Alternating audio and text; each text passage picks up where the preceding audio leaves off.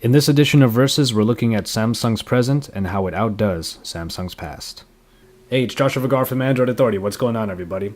And this is the Samsung Galaxy S4 versus the Galaxy S3. It's been no secret that the Galaxy S4 would take a lot of design cues from its predecessor. For some, that comes as a welcome return to something familiar. For example, the button layout is exactly the same and is quintessential of the Galaxy line. To others, it's a lost opportunity at innovation because it seems like less of a leap and more of an incremental step. In looking through both perspectives, it's clear that while both phones, especially in the same color, look amazingly alike, the S4 does manage to improve on what the S3 started. That rounded look returns but is given flatter sides to help with the handling. The 5-inch screen makes for smaller bezels and the entire device is actually thinner and a little narrower. And although it is only 3 grams lighter, the balancing on the S4 makes it feel nimble without sacrificing a sturdy feel. Keeping the general look and footprint of the S3 makes the S4 one of, if not the best handling 5-inch screen device available now. Yes, Samsung did bring back the plastic feel and look that most users are starting to get tired of, but on the design front, this may be the only real gripe. Nonetheless, the same looks happen to yield the same feel. Samsung's Super AMOLED display makes its return in a bigger 5-inch form.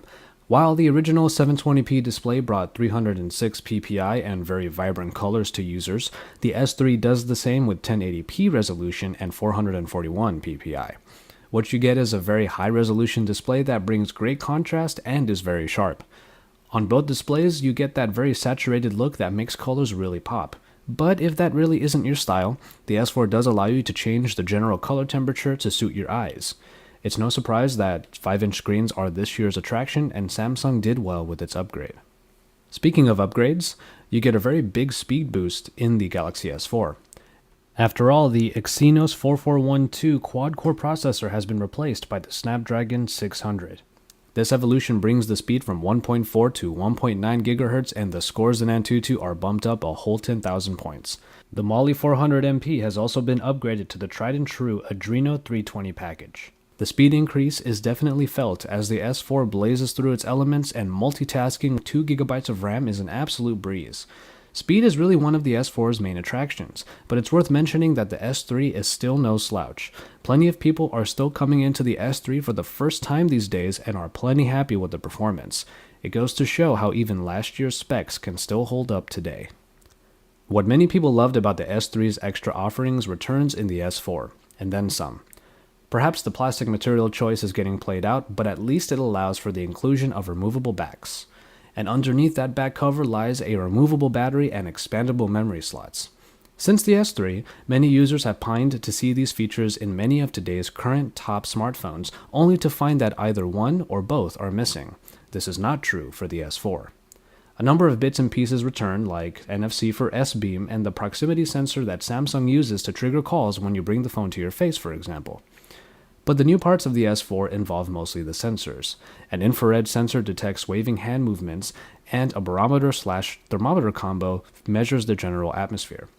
The screen has also been given a sensitive layer that detects your floating finger and treats it like an S Pen. And finally, there is an IR blaster that can control TVs and various players. It's clear that the Galaxy S3 was definitely one of last year's best examples of great smartphone technology, but Samsung sought to make the S4 much more than that. When the extra bells and whistles don't mean as much to you, the S3 is still a great fit with expandable memory and replaceable batteries, 2 features that the S4 bolsters with its new offerings. Speaking of removable batteries, the unit included with the Galaxy S4 comes in at 2600 mAh, 500 more than the 2100 unit found in the S3. Though power-saving options have largely remained the same between both devices, the larger battery in the S4 definitely goes the distance.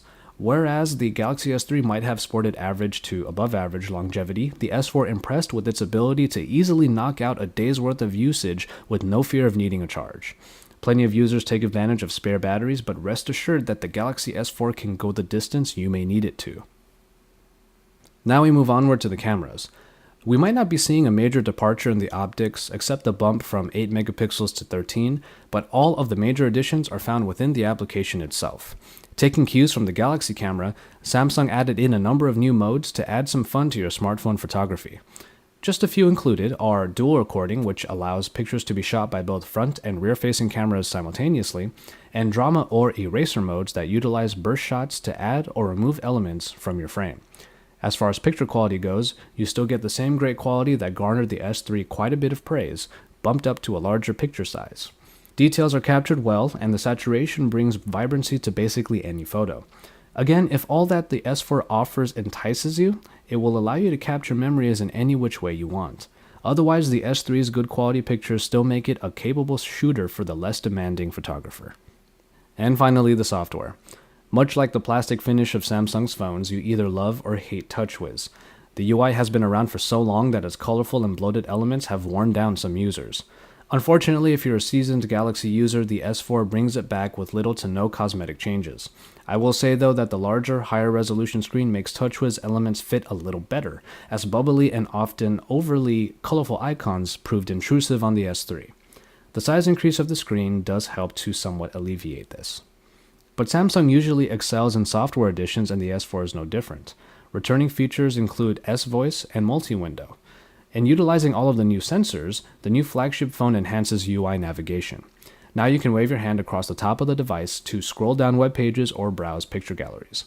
AirView allows for quick previews of pictures or text messages with a floating finger, and eye detection allows for hands-free scrolling of web pages or pausing of videos.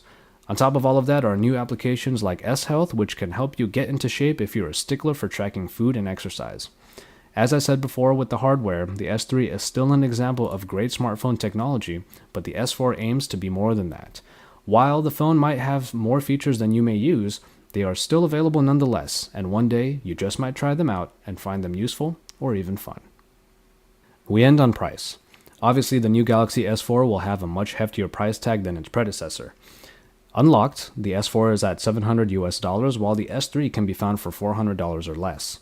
On contracts, however, the S4 will cost you $199 on a 2-year plan in the US, while the Galaxy S3 has sunken down as far as $50 at one point. And so, there you have it. I'd say you get what you pay for, but that's not entirely the case. Let's say you have the money to spare.